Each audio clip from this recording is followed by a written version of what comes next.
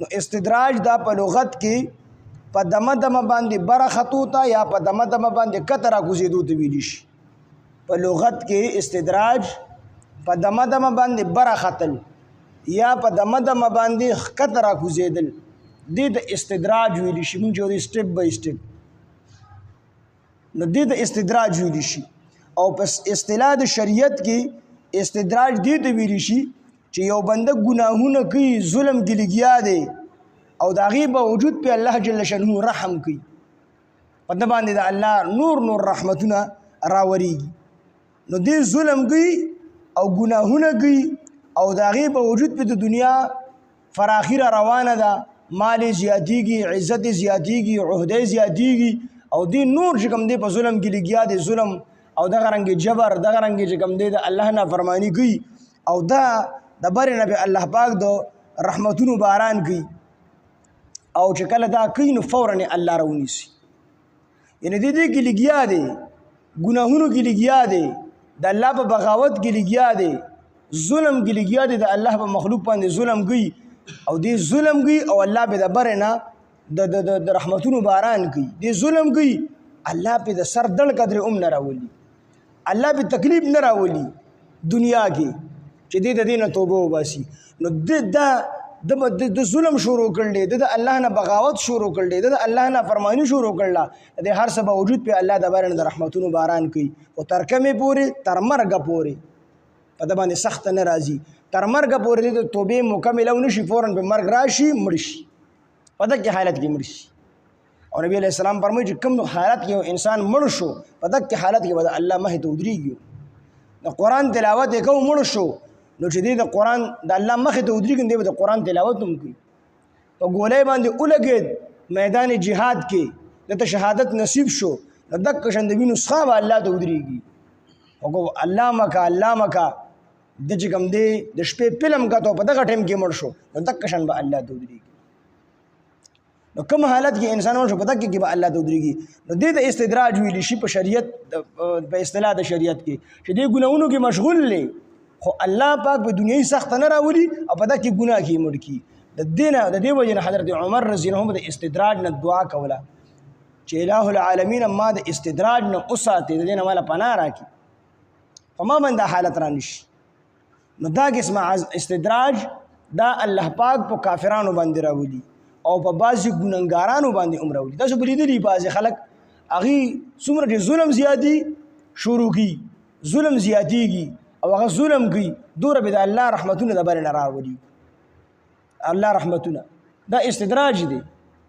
او چې دې ظلم کې په ده باندې سخت راغله نو فوراً به دې الله طرف ته متوجه کي. تاسو ما ویلو چې د انسان فطرت دا دی چې دې په خوشحالۍ کې دومره الله ته نه متوجه کېږي. حالانکه پکار دا ده چې په خوشحالۍ کې هم انسان الله طرف ته متوجه شي چې دا خوشحالي هم الله راوستې ده، دا د هغه احسان دی چې د محسن د احسان شکریا ادا کړي.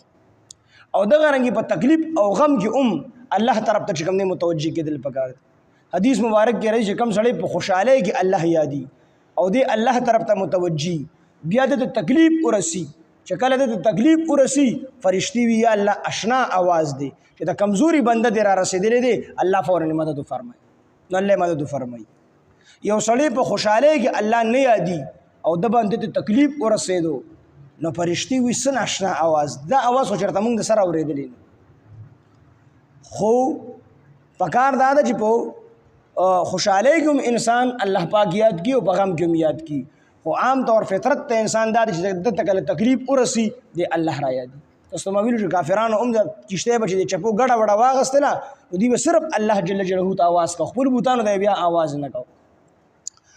نو دې ته استدراج ویلی شي چې یو سړی په ګناه کې مشغول دی او په ده باندې د الله رحمتونه راورېږي، مال یې زیاتېږي، عهده یې زیاتېږي، دې ته خوشحالي میلاویږي، دې ته استدراج ویلی شي. او د دې نه صحابو پناه غوښتله، حضرت عمر رضی الله عنه پناه غوښتله چې الله پاک ما د استدراج نه پناه راکړي. نو دې ته استدراج ویلی شي. دا ډېر خطرناک مرض دی او دا مرض ځکه خطرناک دی چې د دې نه پس د توبې موقع چاته نه میلاویږي. او د دې مثال زموږ علما داسې ورکوي چې بعضې وخت کې کور کې منګکان ډېر شي، چې کله دا منګکان ډېر شي نو کور والا مشوره وکړي یاره منګکان ډېر شوي دي، جامې مامې والي دي، د دې لپاره د پنجره پکار ده. مخکې به پنجره وه، اوس دا کړکۍ مونډکۍ نور څیزونه راوځي، هغه وخت کې به پنجره وه.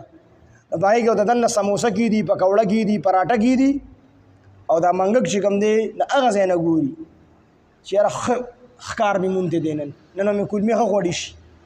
اوس دې منګک ته که څوک شل پیرې ووایي چې یاره مزه دا ستا د نیولو دپاره دي خو دې نه پوهېږي دغه ټایم کې دی وی بس ورتلل دي او زما خېټه مړېدل دي او خوند اخیستل دي سموسې پکوړې پراټې نو دا منګک نه پوهېږي او دلته مالکان پته مناستي چې بس ستا راتلي دي انخته دي نو دا منګک نه پوهېږي خو دې به کله پوهېږي چې کله دې د پنجرې نه ور ووړېدو هغه ورپسې کړس وکړو نو بیا دننه په دې پنجره کې سموسه پکوړه د هر څه پراته دي خو دا منګک ورله بیا خوله نه ورړي بیا د وتو لار ګوري نو کومې خبرې چې ورته خلکو کړي دي چې مه ورځه دې پنجرې ده ستا د نیولو دپاره ده او دې کې به تا راونیسي او بیا چې کوم دی هغه وخت کې پخوا به ښځو چینک کې اوبه ګرمې کړه د پاسه ور اړولې نو بیا به چینک کې اوبه ګرمي او په تا باندې به اړي او په دې پنجره کې به دې مرګي خو دې نه مني خو چې کله پسې دا کړس وکړي د ټولې خبرې مخې ته راشي دک رنګ انسان دی د ته وي د الله بنده د تا باندې چې الله کوم انعامات کړي دا ګورې د الله ستا د نیولو دپاره دي منه شه ده دی تا باندې خوشحالي د ستا د نیولو دپاره منه دی وي نه سړی چې الله په ما مهربان نه وي نو ما له دوره مال ولې نه راکوه تا له ولې نه درکوه ما له دوره لویه عهده ولې نه راکوله تا له ولې نه درکوه او دا غریب په دې نه دی پوه خو د الله امتحان دی نو دا قسم امتحان ډېر ګران دی ځکه چې د دې نه د دې د خوشحالۍ د امتحان نه د دې نه وروستو الله د توبې موقع نه ورکوي بیمار شي یو سړی نو خامخا دی بیا توبې وباسي غریبي پرې راشي خامخا دی بیا توبې وباسي خو دې مالدار دی د صحتمند دی د سره غټه عهده ده د دې عزت دی او د هغې باوجود دی ګناهونه کوي خلکو باندې ظلم کوي نو دې په دې باندې ویریږي چې دا زما د نیولو دپاره ده نو دې د استدراج ویلی شي چې دې ګناهونه کوي تک ګناهونه کوي مرګ راغی او د دنیا کې په الله سخت هم نه راوستي په داسې طریقه باندې الله وایي چې موږ به راونیسو چې دوی به پوه هم نه شي ته پته هم ونه لګي چې موږ یې څنګه راونیسو و املی او زه مهلت ورکوم الله فرمایي و املی او زه مهلت ورکوم لهم دوی ته ان کیدی متین بېشکه زما تدبیر دا محکم دی قید د هغې تدبیر ته ویلی شي چې هغې کې په ظاهره کې چې کوم دی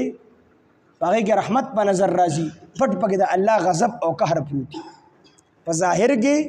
د الله رحمت په نظر راځي پټ پکې د الله قهر او غضب او عذاب پروت وي تاسو ته ما ووایي چې دوی په ما باندې الله رحم کړی دی نور په دې کې پټ عذاب پروت دی یا دغه رنګ د شعیب علیه السلام قوم هغې چې کله هغه سخته هوا پرې راغله ګرمه هوا پرې وچلېده ګرمي جوړه شوله نو هغې د ځنګل طرف ته ووتل چې ځنګل طرف ته ووتل الله پرې یخه وریځ راوستله ګوره وریځ او یخه هوا پرې وچلوله نو هغې وي دا د الله رحمت دی او د اکې وریځ نه به اور راوورېده ټوله چې کوم دی مردار نو هغه ورته ظاهر کې هغه رحمت په نظر راتلو خو هغه وریځ کې د الله قهر او غضب پروت هغه پرې راوورېد نو الله وی دی به وایي چې دا د الله رحمت دی خو دک رحمت کې به پټ د الله غضب زما غضب پروت دي هغې به هلاک کړم